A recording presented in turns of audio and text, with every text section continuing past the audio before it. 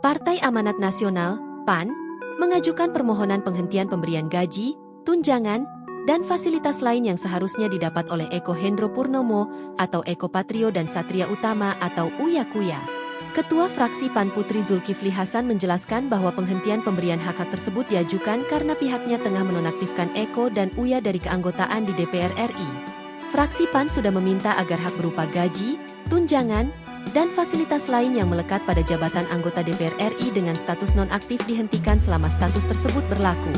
Ini merupakan bentuk tanggung jawab fraksi PAN dalam menjaga akuntabilitas dan kepercayaan publik, ujar Putri Zulkifli Hasan dalam siaran pers, Rabu, 3 September 2025. Dalam siaran pers tersebut, permohonan penghentian gaji, tunjangan, dan fasilitas lain bagi Eko dan Uya ditujukan kepada Sekretariat Jenderal DPR RI dan juga Kementerian Keuangan. Putri menekankan bahwa langkah ini diambil fraksi PAN demi menjaga marwah DPR RI. Selain itu, langkah tersebut juga demi memastikan penggunaan anggaran negara berjalan sesuai aturan dengan tetap mengedepankan transparansi.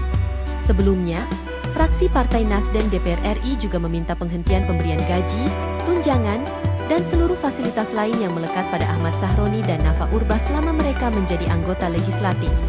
Ketua fraksi Partai Nasdem DPR RI Victor Bungtilu Laiskodat mengatakan bahwa penghentian tersebut dilakukan seiring dengan penonaktifan kedua kader tersebut oleh partai dari keanggotaan di DPR RI.